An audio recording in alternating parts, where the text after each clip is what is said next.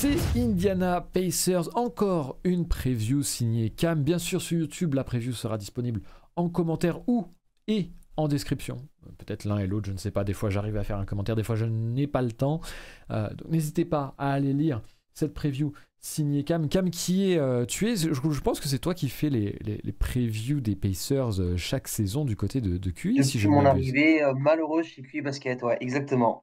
Oh là là, comme tu y vas, tu adores ça. Tu adores ça, bien sûr. Ces Pacers, année 1 après l'arrivée de Prince Haliburton Tyrese. Haliburton, j'espère que ça remontera le moral de Guillaume dans le chat, bien sûr, puisqu'on parle d'un des chouchous de la hipster team, même si elle n'est plus très hipster, puisque, bien sûr, le joueur en venance des Sacramento Kings, le meneur explosait, si ce n'était pas déjà le cas à la face du monde, confirmait tout le bien qu'on pouvait penser de lui cette saison, puisque en plus de montrer à quel point il pouvait être élite à la création et sur un volume encore plus conséquent, faisait la même chose à l'efficacité, au scoring, battait encore une fois toutes les prédictions, puisque à chaque fois, il semble vraiment s'imposer comme un des tout meilleurs meneurs de cette ligue. Il faut bien le reconnaître. Reste que l'équipe, un petit peu jeune et en manque d'une certaine profondeur, ne survivait pas à son absence, à sa blessure au milieu de saison. 20 matchs environ d'absence pour le joueur, qui coûtait forcément à l'équipe son bilan, puisque il s'élevait à 35 victoires pour 47 défaites. Est-ce que, Cam, j'ai oublié quelque chose dans ces résumés? Est-ce que tu as des choses à ajouter du côté des Pacers sur l'équipe ou sur d'autres joueurs peut-être qui t'auront attiré? Je sais que tu as été très fan de Mathurin notamment. Bénédicte Baturin, quel bonheur. Alors, je m'attendais à ce qu'il soit bien. Je m'attendais à ce que ça fitte bien avec Haliburton et cette attaque, ce full motion offense de Rick Carlisle. Mais non, quel bonheur. Il coche énormément de cases. Ça shoot bien. Bon, au drive, c'est perfectible. Ça prend pas toujours les bonnes décisions, mais ça manque pas d'énergie, ça manque pas de volonté. Et non, quel bonheur de le voir évoluer. En fait, on se rend pas compte en fait du taf qu'il a fallu qu'il abatte pour virer Chris Duarte de la rotation, parce qu'en fait ça a vraiment duré 20 matchs avant que Duarte soit balancé au cachot. Non, Mathurin, il coche énormément de cases, il y a un beau potentiel défensif parce que c'est un super athlète. En off-ball, à 3 points comme je l'ai dit, pour moi, il va devenir létal dans le temps, mais c'est surtout un joueur qui voit bien les coups, qui n'hésite pas à aller où, qui fait des très bons cuts. Et en fait, on en va toujours au même point. Dans une équipe où Haliburton porte très bien le ballon et en fait, c'est 90% de l'attaque des Pacers. Quand il est pas là, quand il est blessé, c'est la catastrophe et les ratings des Pacers ont plongé du moment où le petit prince s'est fait mal. Parce que derrière lui, c'est pas folichon. T'as Andrew Nembhard que j'adore, mais s'il vient d'une petite fac. Mais au-delà de ça, dans cette équipe, il y a pas grand monde qui sait porter la balle et c'est le rôle que doit prendre Mathurin dans les prochaines années. Être à l'aise sur son drive, être à l'aise sur la bonne passe à faire, ne pas faire le move de trop. Après, en dehors, moi, je crois que c'était la conclusion de mon article, de ma preview de l'année dernière. Le fond et pas la forme, et c'est exactement ce qui est arrivé avec cette saison des Pacers. Ça prenait des valises de points à chaque phase. Clairement, personne ne défend dans cette équipe parce que personne ne sait défendre. Là, c'est pas compliqué, il n'y a pas d'ailier, mais il n'y a pas d'ailier tout court. Donc, en fait, si tu fais 1,90 m, tu peux enfoncer un peu tout ce qui passe. Malgré ça, comme je l'ai dit, c'est une attaque qui était en surchauffe toute la saison et qui ne peut que accélérer, qui a du mal à poser son jeu. Mais c'était une équipe qui était très cool à suivre et qui, je pense, va l'être encore plus cette saison, qu'il y a eu une bonne draft et qu'il y a quand même des joueurs qui ont bien progressé. Et dans tout ça, Miles Turner a fait une saison complète. C'est vrai, tu fais bien de le dire. Tu parles également d'une bonne draft et on va y passer juste après avoir évoqué, bien évidemment, comme d'habitude, le in and out, le point sur le roadster. Et également un petit shout-out, je l'ai oublié pour YouTube, à Jordan, le cofondateur, bien évidemment, s'il en est, avec cette illustration. Bien évidemment, ça c'est pour YouTube. On vous salue. Le in and out, le point sur le roadster, les arrivées, les départs. Comme d'habitude, arrivée de Bruce Brown Jr. Mon cœur de Denver Nuggets champion saigne. Mais malheureusement, il fallait qu'il aille chercher les bifetons. Il sera bien accompagné. Des arrivées aussi de Isaiah Wong, Ben Shepherd, Jarras Walker, Obi Toppin et Moyave King. Des départs de George Hill, Chris Duarte, James Johnson, Lance Stephenson, O'Shea Brissett, fan favorite d'Azad, bien évidemment, Gabe York et de Goga Bitadze. Le roadster de 2023-2024, donc au poste de meneur, Tyrese Haliburton, Andrew Nembhard, TJ McConnell, le fan favorite également. Au poste d'arrière, Benedict Mathurin, Aaron Nesmith, Ben Shepherd, Isaiah Wong. Au poste d'ailier, Bruce Brown, Buddy Hield, Jordan Noira, Keldan Brown, Quentin Jackson, Terry Taylor, Henry Drell. Au poste d'ailier fort, Jarvis Walker, Obi Toppin, Isaiah Jackson. Au poste de pivot, Miles Turner, Daniel Tice, Jalen Smith et Oscar, je vous laisserai prononcer son nom, Toué Contrax, je ne m'aventurerai pas là-dessus. Dans ses arrivées... Archibwe, merci beaucoup FD, je sais que je ancien de Kentucky, qui a d'ailleurs été élu meilleur joueur universitaire. Une ou 2 années, il me semble qu'il fait le doublé même. Il fait le doublé, tout à fait. Voilà, on a des hommes de draft et de prospect et ça fait plaisir. Et justement en parlant de prospect, je pense qu'on pouvait te lancer sur Jarvis Walker, l'arrivée à cette draft du côté des Pacers. FD, qu'est-ce que tu peux nous en dire? Ouais, Jarvis Walker, c'est quelqu'un qui a été à Houston l'année dernière, donc une fac qui a des très très bons résultats sur les 4 dernières années. Jarvis Walker, il est donc arrivé en tant que poste 4, il a tout de suite starté. Donc c'est un poste 4 qui n'est pas très très grand, 2m3. 112 kilos, donc un profil physique assez atypique, pas très grand mais assez lourd. Mais par contre, en fait, sa taille n'a pas vraiment d'impact puisqu'il a une envergure de 2m20, donc on est à plus 17 d'envergure, ce qui fait qu'il joue beaucoup plus grand qu'il ne l'est réellement. Et ça se voit sur sa défense. C'est quelqu'un qui a une mobilité qui est vraiment vraiment intéressante. Qui a pu défendre au niveau universitaire sur des postes 2, 3, 4, donc 2, 3, 4, 5 même. Donc en NBA, ça veut dire 3, 4, voire 5. Mais par contre, voilà, c'est quelqu'un qui défensivement arrive quand même avec un bagage vraiment intéressant. Et puis ensuite, ce qui est intéressant pour le profil des Pacers, c'est quelqu'un qui n'a pas posé énormément de pick and roll l'année dernière. Et sur ces quelques flashs, on a vu vraiment du bon playmaking. Donc un petit peu de short roll, il a eu beaucoup la balle en main l'année dernière à Houston, donc il a montré qu'il était capable de faire les passes de décalage. C'est pas un grand manipulateur pour l'instant, mais bon, il fait les passes de décalage. Un petit potentiel au tir, mais ça c'est pas là-dessus que je l'attends sur son arrivée en NBA. Donc qu'est-ce qu'il peut apporter jour 1 en NBA? C'est de la défense, un petit peu de réussite intérieure, et puis potentiellement, si tu lui fais poser des pick and roll, potentiellement un petit peu de playmaking sur short roll. Mais le gros selling point, c'est la défense. Défense, ça va être un point intéressant puisque ça pourrait être quelque chose dont les Pacers auront besoin. On va y revenir. Jarvis Walker, donc, qui pourrait peut-être s'imposer comme futur poste 4 de la franchise, à moins FD qu'une autre arrivée puisse s'exprimer en la matière. Ah, elle est super ta transition. C'est une élégance. Obi Toppin. Non, alors en fait, on sait que le poste 4 titulaire de l'année prochaine des Pacers, ce sera effectivement une recrue, ce sera Bruce Brown. Mais il fallait qu'on parle d'Obi Toppin. Enfin non, c'était pas forcément nécessaire, mais bon. Obi Toppin qui arrive du coup des Knicks contre un Mars, un Sneakers, et puis peut-être un sticker aussi. Intéressant Obi Toppin qui va enfin jouer dans une équipe qui joue vite. Voilà, donc peut-être qu'on va pouvoir utiliser son côté athlétique, qui a été vraiment utilisé par séquence dans la second unit avec New York, mais pas tant que ça non plus. Donc ça va faire plaisir de pouvoir le voir un petit peu courir. Puis après, par contre, sur jeu placé, il y a toujours l'optimisme de voir Obi Toppin revenir dans un rôle qu'il avait à Dayton à la fac, en tant que poseur d'écran, de joueur de pick and roll, de lob threat et de quelqu'un qui va vraiment jouer sur ses qualités athlétiques. J'ai regardé un petit peu la pré-saison des Pacers, pour l'instant c'est pas ça. On est encore sur le Obi Toppin qui joue dans le corner, parce qu'il joue aussi avec Miles Turner. Donc voilà, j'ai pas trop d'espoir pour Obi Toppin. Je pense que c'est quelqu'un qui va sûrement, très très sûrement, commencer un petit peu pendant la saison à jouer 25 minutes, et puis ça m'étonnerait pas que si on en reparle en janvier, c'est quelqu'un qui a très peu de minutes et qui peut-être que Jarvis Walker sera passé devant lui dans la rotation, peut-être que Bruce Brown jouera totalement au poste 4. Voilà, ça dépendra surtout à mon avis de sa défense. S'il peut rester sur le terrain défensivement, bon, peut-être on pourra le voir un petit peu plus sur le terrain. Tu parlais de Bruce Brown, bien sûr, une des autres arrivées de l'intersaison. On a quand même avec Bruce Brown, avec Miles Turner qui était déjà présent, Daniel Tice, TJ McConnell, Haliburton bien sûr, qui va être le fer de lance de cette équipe. Et s'il ne se blesse pas, qui avait des plutôt bons résultats jusqu'à sa blessure, on a des vétérans qui sont arrivés ou venus compléter un groupe de jeunes intéressants.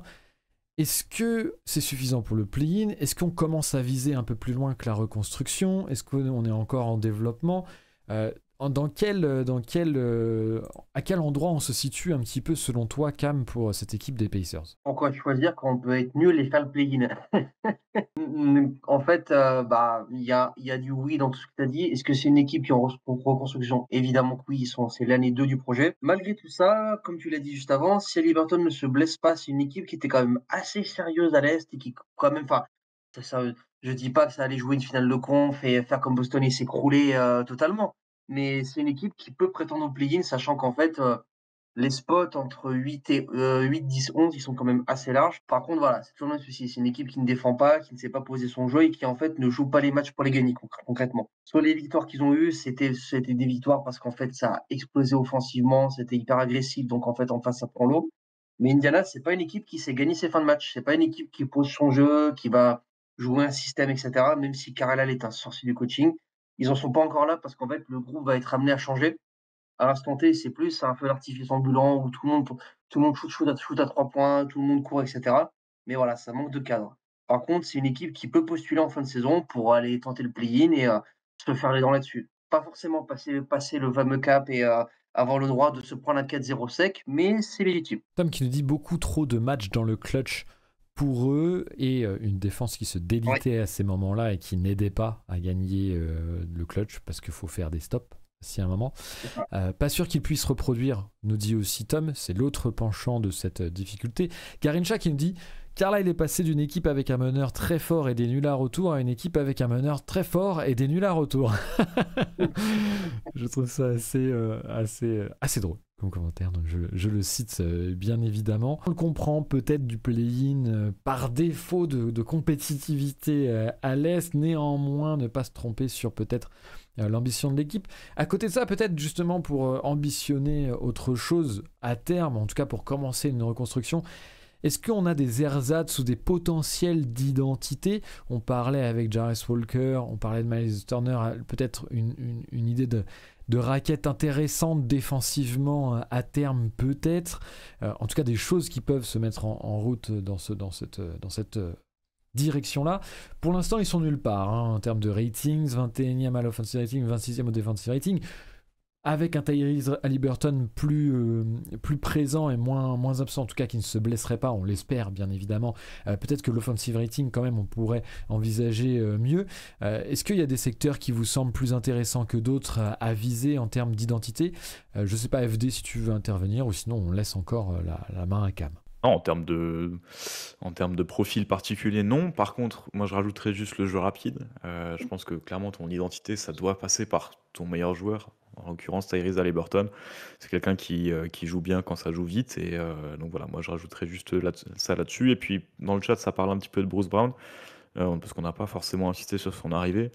Je pense que pour le coup, pour une équipe comme Indiana, qui adore jouer des pick and roll avec Tyrese Haliburton, évidemment, l'arrivée de Bruce Brown est vraiment, vraiment intéressante. Ça va te permettre de, justement, sur des line-up où tu vas jouer avec Miles Turner en 5, que Bruce Brown soit en poste 4 ou en poste 3, tu vas pouvoir justement donner à Bruce Brown des situations en pick and roll où il va avoir de l'espace, quoi. Et c'est là-dessus qu'il est très bon parce qu'il sait faire les lectures.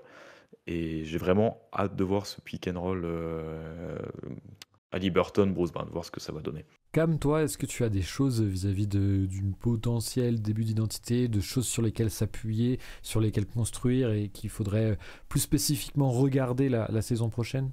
Le groupe, comment dire, le groupe fort, il est quand même en train de se constituer et il est assez visible. On est quand même sur Haliburton, sur Bénédicte Mathurin. Miles Turner, il faut l'inclure parce qu'il a été prolongé. On l'a pas rappelé et pourtant, Dieu sait qu'il est dans les rumeurs de trade depuis le début.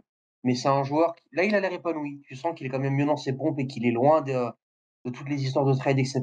Ça s'est ressenti dans son jeu et dans sa défense et son attaque. Autour d'eux, il y a de la place pour tout le monde, hein, parce que tout est à faire. Tu as quand même des vétérans qui sont impliqués, qui font partie de l'ADN de la franchise, hein, tout ce qui est TJ McConnell, etc. Mais voilà, comme toute équipe en reconstruction, le roster qu'il y a là, je suis pas sûr qu'on le reverra dans 4-5 ans ensemble. Donc, prime à la compétence et prime à la volonté. Buddy Hield, je m'attends quand même à ce qu'il fasse ses valises dans pas longtemps. Joueur fantastique. Alors, lui et Ali Burton ensemble, c'est un bonheur à voir. Un duo incendiaire comme on en a rarement connu. Mais malgré tout ça, est-ce que tu veux construire avec un Buddy Hield qui a dépassé la trentaine, qui est bien âgé et surtout qui intéresse du monde parce que c'est un profil rare? Je pense clairement que Indiana va chercher à le bazarder dès que possible, en fait, dès qu'il va y avoir des offres et des besoins. Autour de ça, encore une fois, aucune équipe en reconstruction ne crée un groupe clé en saison 2. Donc patience. Patience et longueur de temps. Est-ce que du coup, malgré tout, parce que bon, tu le précises bien, voilà, il y aura de la patience. Jérémy dans le chat qui nous dit que ce soit Miles Turner ou justement, tu parlais de Buddy Hield, en termes de timeline, c'est quelque chose d'un petit peu voilà, particulier vis-à-vis de l'équipe, puisqu'ils ne sont pas du tout alignés. Qu'est-ce que vous voyez, c'est surtout ça, comme profil intéressant? Tout à l'heure, tu parlais de Bruce Brown, FD, à côté d'Ali Burton. Peut-être pour élargir un petit peu le spectre et parler peut-être sur des années un petit peu plus larges et aller dans un profil peut-être plus qu'un joueur en particulier. Qu'est-ce que tu imagines pour pouvoir entourer ce talent au poste de meneur? Qu'est-ce qui te semblerait important, FD, peut-être en premier lieu? Je lisais le chat. Je vois que Guillaume n'aime pas ma proposition de Bruce Brown en 4. Moi, j'ai hâte de voir Ben Maturin, effectivement, même s'il fait pas de passe. J'ai hâte de voir Ben Maturin parce que je l'aimais beaucoup à l'université. Je trouve que s'il arrive à jouer un petit peu mieux hors ballon, ça va être vraiment intéressant. Voilà. Hâte de voir ce qui va se passer avec son tir à 3 points.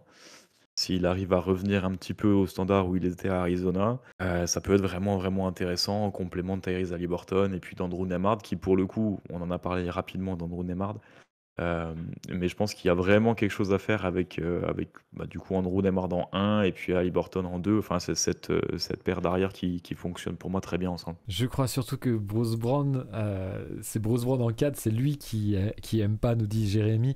Effectivement, il y avait eu pas mal de déclaration du joueur dans ce sens-là. Oui, mais il a préféré les dollars. Jérémy, remballe ton chagrin. C'est pas grave. On savait qu'il partirait, il a bien fait, il méritait. C'est son argent. Voilà. Ne faites pas attention, bien sûr, au chagrin du fan des Nuggets qui voit un membre incroyable du roster finaliste, champion, que dis-je, champion, partir bien sûr loin des terres des Rocheuses. French Pacers tout à l'heure qui nous dit oui, montez dans le wagon. On est très content de t'avoir avec nous. Bien sûr, n'hésite pas à nous faire tes remarques dans le chat également. On les fera remonter. Bien sûr, tu imagines bien que si on fait remonter certains messages de Guillaume, on fait remonter tous les messages.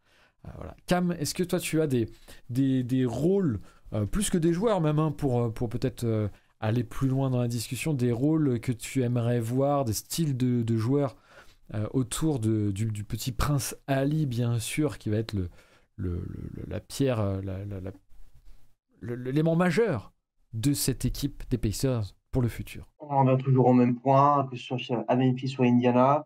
Un ailier sérieux qui puisse participer au rebond parce que c'est un domaine dans lequel Indiana prend la foudre, peu importe l'équipe qu'ils ont en face. Donc du rebond, du shoot, une bonne défense sur l'homme et simplement une capacité à permettre à Haliburton à jouer au ball. Haliburton avec le ballon, c'est incroyable, c'est doux, c'est léché, c'est élégant, ce que tu veux. Mais vient un moment où tu peux pas jouer comme il y a 20 ans avec le meneur qui a la balle et tout le monde qui se passe autour. Tu es forcé d'avoir plusieurs porteurs de ballon et c'est la grosse faiblesse de cette équipe d'Indiana. Comme l'a dit FD juste avant, Maturin, il y a un potentiel, mais il fait pas de passe, voire pas du tout. Et autour d'eux, bah, tu peux pas demander à Turner ou prochainement à Walker, etc. de le faire. Je pense que c'est pour ça que le rôle de Bruce Brown est super intéressant. Que tu le mettes en poste 4 ou n'importe où, c'est un joueur qui a quand même un bon sens de la passe. Il n'est pas un passeur élite, mais c'est une bonne seconde option. Parce que derrière ces mecs-là, Andrew Nembhard, moi j'adore, je suis pas objectif. Mais est-ce que tu peux lui filer un gros volume de minutes? Pas encore. Enfin voilà, McConnell, fort défenseur, mais à la passe, c'est vraiment pas dingue. C'est une équipe en fait qui a un joueur du temps, clairement. Tu as très peu de porteurs de ballon, tu as très peu de rondeurs, tu as très peu de défenseurs tout court. C'est un run and gun de Wish de Houston, je dirais. Est-ce que c'est un compliment, ça? Non. Waouh! C'est dur. Ah non, mais c'est dur, mais c'est la réalité. C'est une équipe qui gagne ses matchs en mettant des tempêtes à 3 points et en scorant énormément. Mais c'est aussi une équipe qui n'arrive pas à gagner parce qu'elle ne sait pas poser son jeu et faire de stop.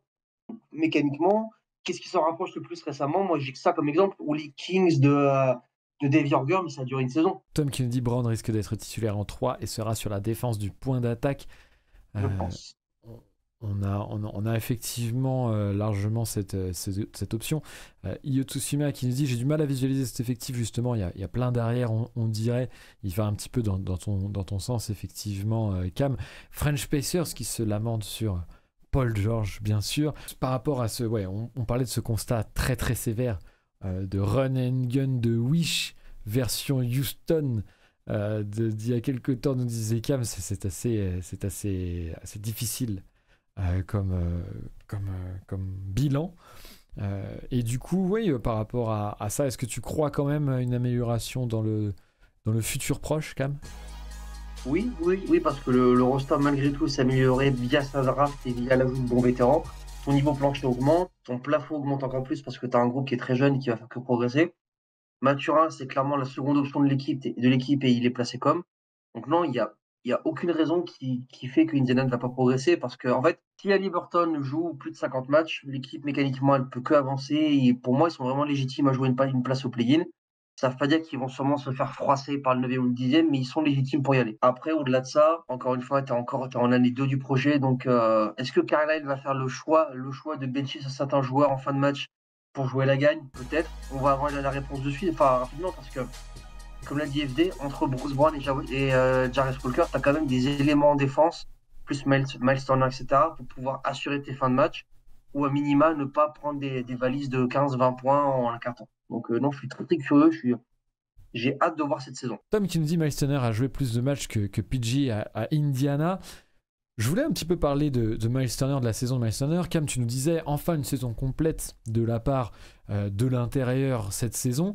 J'étais un petit peu déçu de son apport défensif. Lui qui, les années précédentes, justement, alors qu'il faisait pas de saison complète, montrait des choses extrêmement intéressantes à ce niveau-là et surtout augmentait le plancher de l'équipe assez fortement. Comment ça se fait que malgré cette saison complète, il n'y a pas eu ce plancher-là? Est-ce que c'est une saison ratée de sa part? Est-ce qu'on peut attendre mieux de lui?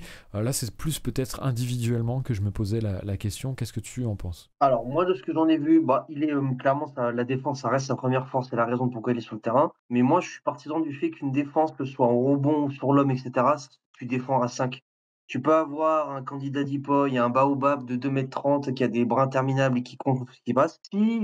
Si tous tes joueurs se font blow-by dès qu'il y a un dribble, bah forcément, Miles, il a été très souvent exposé, que ce soit au rebond offensif ou en défense tout court. Pour moi, il est pas, attention, hein, c'est pas un mauvais défenseur loin de là, il a beaucoup de potentiel, il est très bon dans ce qu'il fait. Mais par contre, c'est un défenseur de second rideau. Pour donner un ordre d'idée, je suis pas sûr si tu mets Evan Mobley, attention, c'est une grosse comparaison. Mais Evan Mobley au Pacers, je pense qu'il prend autant de valises parce qu'en fait, tu peux pas avoir à l'intérieur autant dominants et bons joueurs seul dans une équipe qui prend la marée comme ça. Donc, je revois ce que je disais avant. Ils ont recruté des bons défenseurs pour pouvoir l'aider et lui alléger le travail.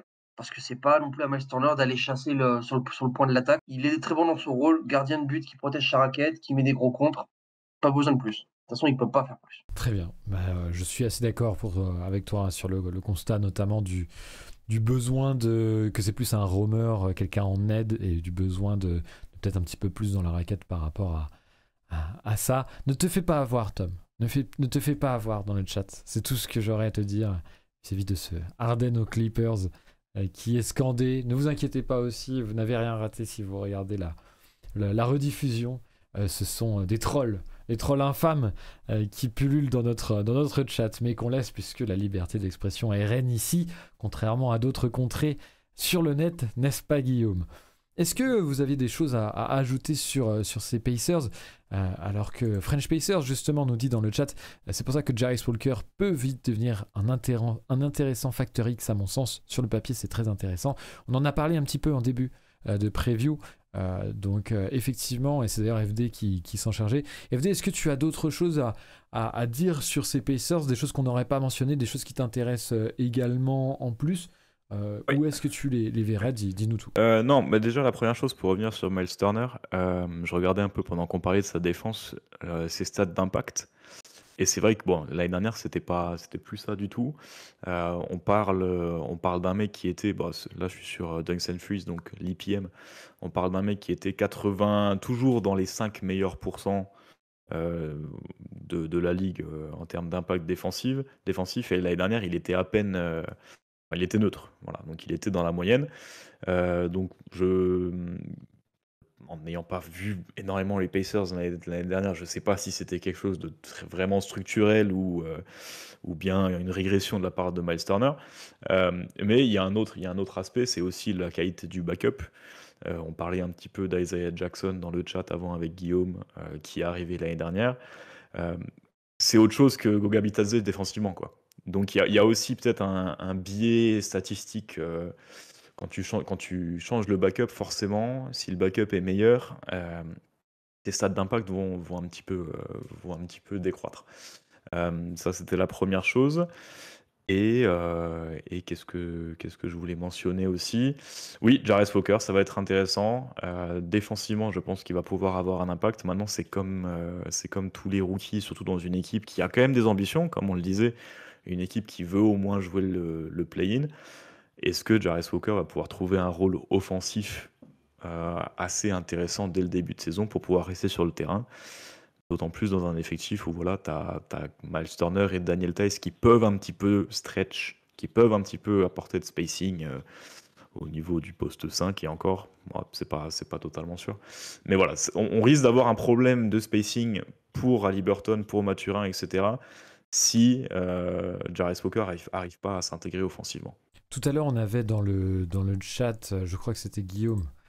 Je sais pas si c'était lui ou pas, tu me reconfirmeras. On nous demandait aussi des nouvelles d'Isaiah Jackson et ce qu'il en était du développement de l'intérieur. FD, Cam, est-ce que vous avez monitoré, est-ce que vous savez un petit peu ce qu'il en était du coup cette saison? J'adore le joueur. Profil un peu bâtard, par contre, entre le 4 et le 5. Très bon contreur. Très bon. Bah, en fait, c'est un hustle player, énormément dans la débauche d'énergie. Pour moi, futur très bon remplaçant. Par contre, tu peux pas l'aligner sur le terrain très longtemps parce qu'en fait, offensivement, ben, c'est nul, faut le dire. Ça shoot pas, ça prend pas. Enfin, son pick and roll, c'est pas dingue, ça peut pas poser de dribble. Ouais, non, en fait, voilà, j'ai fait le tour. En fait, pour moi, c'est un très bon energizer qui sort du banc, qui met des contres et qui est solide sur alley-oop. Mais en dehors de ça, c'est compliqué de l'aligner très longtemps sur le terrain parce qu'en fait, tu attaques à 4, quoi. Sachant que déjà, tu as des problèmes de spacing. Si je veux le rajouter lui, plus de problèmes que de solutions pour l'instant, mais joueur intéressant. C'est un joueur de plancher pour le coup.